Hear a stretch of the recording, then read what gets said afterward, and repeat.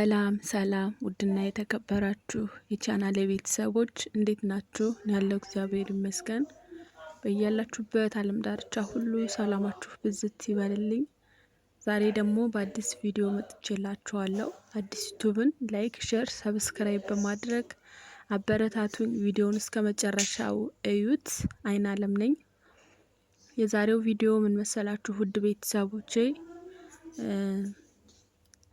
ከኩንትራት ወጣችሁ ኢጃዛ ቤት ለምትሄዱ የማዳም ቅመሞች፣ ጠፍታችሁ ኢጃዛ ቤት ለምትቀመጡ፣ ጠፍታችሁ ያው በግል ለመስራት ማለት ነው፣ ጠፍታችሁ ኢጃዛ ቤት ለምትቀመጡ ውድ ቤተሰቦቼ ትንሽ ትምህርት ይሆናችኋል ብዬ በማሰብ ዛሬ አምጥቼላችኋለሁ። ቪዲዮውን እስከ መጨረሻው ይጠቅማችኋል በእውነት።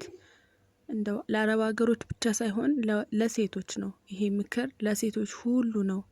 እና ደግሞ ውዶች ለመረዳዳት ሰው መሆን በቂ ነው። ሰው ለመርዳት ሰው መሆን በቂ ነው። ያው ብዙ ልጆች ችግር ውስጥ ይገባሉ። ብዙ ልጆች እርዱኝ ይላሉ።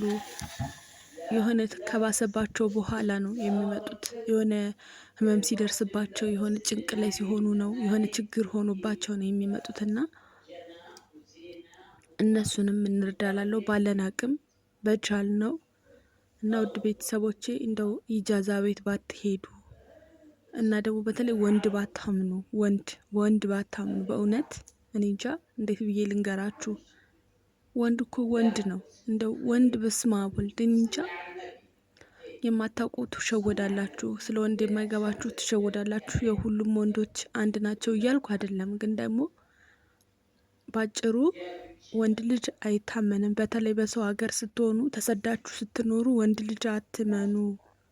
በቃ እሱንና አንቺን የሚያገናኝሽ ምንም ሀገር ወይ ዝምድና ምናምን አይደለም፣ ስደት ነው አይደለ? የስደት ሰው ደግሞ አይታመንም።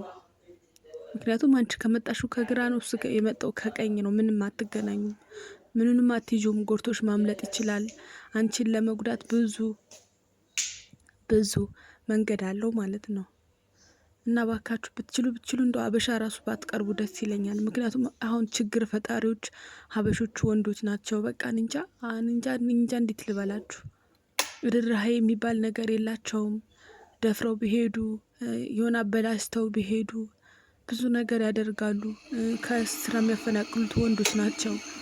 እና እናስቀጥርሻለን በተሻለ ደሞዝ እያሉ ከስራ የሚያፈናቅሉ ወንዶች ናቸው። እና ደላሎችን አትመኑ፣ በቃ ወንዶችን አትመኑ በስደት ዓለም ውስጥ። እንደው ለእናንተ ፈጣሪን ያላችሁ ፈጣሪን ብቻ ነው ማመን ያለባችሁ ማለት ነው። ውድ ቤተሰቦቼ ብዙ ወሬ ከማወራ ወደ ዛሬው ትንሽ ትምህርት ቢጤ ይሰጠናል ብዬ ወዳሰብኩት ቪዲዮ ልሰዳችሁ እና ቻናሉን ላይክ በማድረግ ጀምሩት ውድ ቤተሰቦቼ፣ ለብዙ ሰው እንዲደርስ ማለት ነው። አብራችሁን ቆዩ።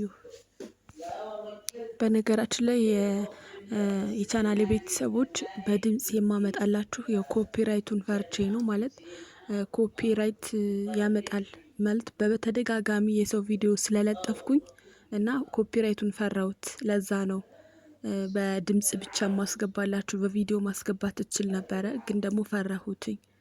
ምናልባት እንዳይዘጋ፣ እንደው ጭራሽ ቻናሉ እንዳይዘጋ ብዬ ማለት ነው። ብዙ ቪዲዮዎችን ለቅቅ ያለው ከዚህ በፊት ለጥፍ ያለው የሰው ቪዲዮዎችና በጣም ፈራሁት። እሱን በማሰብ ነው በድምጽ ብቻ ማስገባላችሁ። እሱን ራሱ የምለቅላችሁ ኮፒራይት ካላለኝ ነው። ኮፒራይት ካለኝ ይቀራል። ምክንያቱም በጣም ብዙ ቪዲዮዎች የሰው ስለለጠፍኩኝ ፈርቼ ነው ማለት ነው። አብዛኛው በየሂጃዛ ቤቱና በየቢሮ የሞላው የደቡብ ልጅ ነው። ይህን ውሸት አትደብቁ። በዚህ በይቅርታ ጊዜ እንኳን ይቅርታ ጊዜውን ያልተጠቀመ የደቡብ ልጅ ነው እንዳለ። ምክንያቱም ኢንፎርሜሽኑ አልነበራቸውም። ፓስፖርታቸውን ለማሳደስ እንደዚህ ነው ብሎ ያላቸው የለም። ሰው ሄልፕ አላደረጋቸውም። ስለዚህ እነዚህ ልጆች እናንተ መተባበር ማገዝ አለባችሁ። ሰው ለመርዳት ሰው መሆን ብቻ በቂ ነው ጋይስ። የግድ ሲታመም ብር ብቻ አውጥቶ መስጠት እኮ አይደለም። የግድ ሲታመም ወይኔ እኮ አይደለም። እህቶቻችሁን ሰፖርት አድርጉ። 8,000 ብር ቀላል ነው። 8,000 ብር 8,000 ድርሃም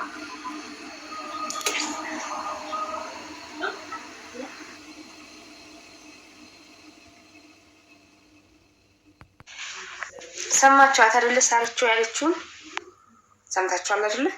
በየጃዛ ቤቱ አሁን የደቡብ ልጅ የሚለውን ተውትና ብዛት ያው የደቡብ ልጅም ቢሆን ሁላችንም አለ። አማራውም፣ ትግሬውም፣ ኦሮሞውም ሁሉም አለ በየጃዛው ቤት። መጥፋትን ብታስቡ እንደዛው አስጠፊ ታገኛለሽ ወይ አስጠፊ ያሳውቂን ቁጥር ስጭን እባክሽ እንደቃቅማችሁ የምትሉ ልጆች ስላላችሁ አዳምጡኝ። በውስጥ የተጻፈልኝን ደግሞ አንድ ጽሑፍ ላንብብላችሁ። አንድ ጽሑፍ ዝም ብዬ ላንብብላችሁ። ቆይ ከፍ ላድርገውና ላንብብላችሁ።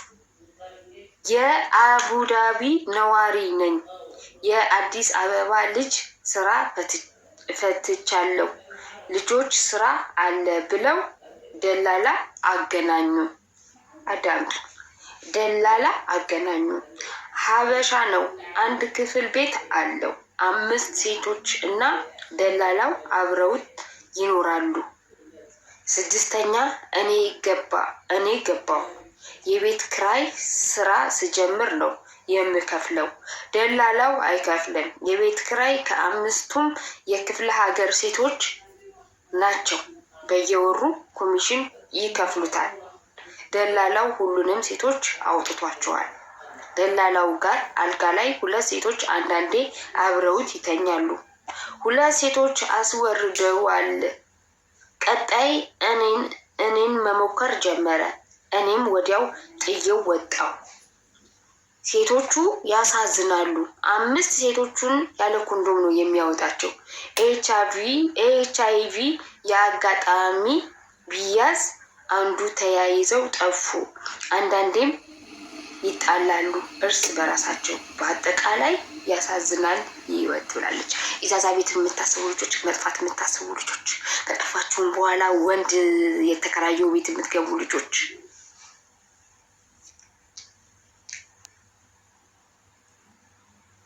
ዘገንናለ። በእውነት ከዚህ በፊትም ጊዜ ነገር ሰምቻለሁ እና በጣም ገርሞኛል። እንዴት ነው ወንድ ያለበት የሚገቡት ብዬ። በቀደም የተደበደበችው እሷም ወንድ ቤት ኖራ ነው። ሐኪም ቤት ስቲል አሁን ድረስ አልወጣችም። እንደዚህ ጭምልቅልቅ ያለ ኑሮ። እኔ አንዴ በሄሩት ሄጄ ነግሬያቸዋለሁ አይደለ? 2 ወር ሞልቶ ነው የወጣሁት ከበሄሩት ማለት ነው። እንስቲዩ መጥፎ ሆኖብኝ ምናምን አይደለም። ማርያምን ነው የምላችሁ። እዛ ሀበሾቹን ሳያቸው ማለት ነው በቃ ተስፋ ነው የቆረጥኩት። ውድ ቤተሰቦቼ እንግዲህ እንደሰማችሁት ነው።